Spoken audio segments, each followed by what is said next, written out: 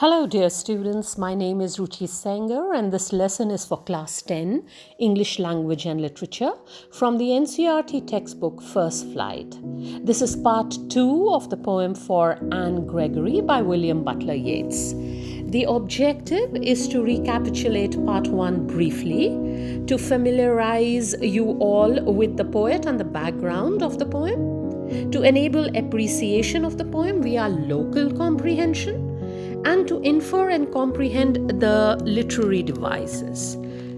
So, dear children, as I recollect, we were talking about the fact that human beings ought not to be objectified like a pair of shoes or cars or dresses or even a mobile phone that you purchase. You might be looking at their physical features, their qualities, their color, whether they appeal to you in the sense of fashion. But is that the case with human beings? I would say not. When we went through the poem, we realized that the man is precisely saying this to the young girl, to the young teenage girl, about the appreciation that she has been getting from a certain young man who probably is focusing on the way she looks rather than what she's all about. He also goes on to say that no one except God would love a person for who they actually are. So, isn't it rather distasteful to objectify people, dear children, especially women? Don't we see this happening around us?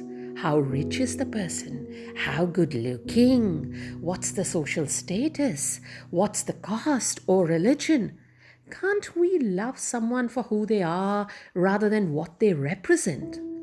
As creatures of God, it definitely doesn't behoove us to get into such a mess. We need to care and love people for who they are.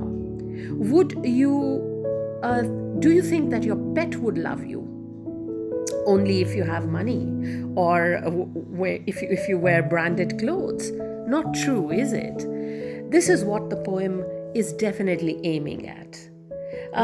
Let's proceed on now to talk a little bit about the poet, because it might help you understand the concept better. You see, the poet William Butler Yeats is popularly known for his writings about Irish nationalism, their traditions, their legends, folklore, ballads, songs. So unlike his usual appetite and the menu that he preferred, this poem was a little surprise in the bouquet of his works, really. It was published around 1933 as a part of poetry collection called The Winding Stair and Other Poems. Yeats, my dear children, had a mentor and a friend in the form of an aristocratic lady called Lady Augusta Gregory. They had this long prevailing friendship for 30 years. You know, she used to guide him and advise him in his writings and so on and so forth. So basically, the granddaughter of Lady Augusta Gregory was Anne Gregory. You get the connection? The granddaughter was Anne Gregory. So probably this might have inspired Yeats to write it. Maybe he was a kind of a guardian to Anne Gregory, who was around 14-15 years old at that point of time. The question is, did this conversation actually take place, or did Yeats compose this from imagination? Well, I think it could be either. I'm inclined, however, to believe that he imagined and composed because records state that when Anne Gregory read this poem, she stated that Yeats sounded grumpy. Can you believe it? And she said, I quote, "I was not impressed. It was not as romantic as I would have liked it." Unquote. This indicates that she hadn't been a part of such a conversation as written in the poem. But honestly, it's anybody's guess.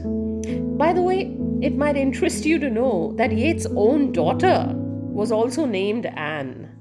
Let's delve deeper into the poem now. who's the speaker?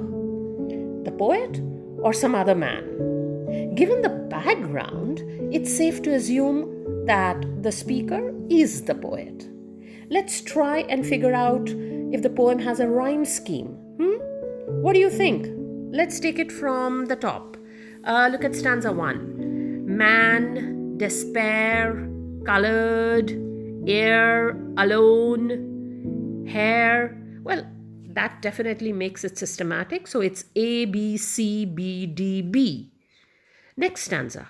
Die, there, carrot, despair, alone, hair.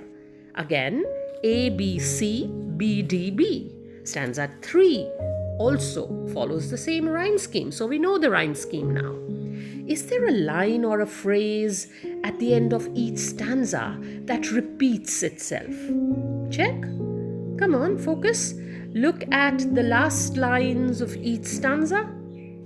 Yeah, you got it. Good, my dears. Not your, my yellow hair. See, that's repeated all through, isn't it? In all the 3 stanzas. This would have to be the poetic device, refrain, R-E-F-R-A-I-N. Okay? I see 2 examples of alliteration. You know alliteration? When the sounds are similar in the words. I'm not talking about the letter. I don't mean G, G, G. I mean the sounds, G, etc. Right? So I'll give you a little hint. There are 2 examples of alliteration here. The first one is the B sound and the second one is the Y sound. So I'm going to give you 10 seconds to hunt for alliteration examples. B, Y. B, Y. B, Y. Got it? Oh, beautiful. Yes, you're right. It's brown or black. See, B, B. And your yellow, Y. Beautiful. So we've done refrain, we've done alliteration, we've done the rhyme scheme, we've figured out who the speaker is. So read the first line, okay? Not the first line really, from the first stanza, the line about honey-colored ramparts at your air. I wondered what Yeats was talking about, you see. It took me a while, but I got it. Let me explain.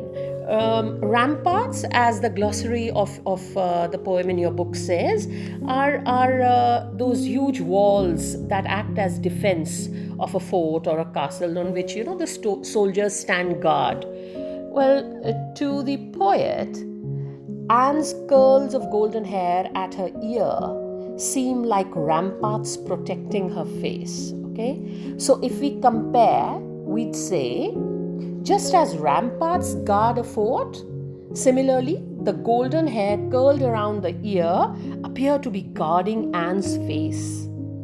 So instead of writing a long, winding sentence like this, comparing ramparts, ear, etc., the curls of hair, the poet just uses a straightforward way and calls the hair curls ramparts. This, therefore, makes it a metaphor instead of a simile. It's beautiful. Therefore, honey-colored ramparts is a metaphor. There's another poetic device I'd like you to consider. It's called enjambment, E-N-J-A-M-B-M-E-N-T. This is a device where a sentence continues beyond the end of the line, okay, without any punctuation, without any pause. Okay, let's pick the examples of enjambment. Look at the second stanza, 4th line to 6th line. Whoosh! It goes on and on without any punctuation. I'd also say that the first 3.5 lines of the 3rd stanza, that just about completes the literary devices of this poem. I hope this poem makes sense to you. Just remember that the poet was intending to put across a message, and I hope that message is clear to all of you. Good day.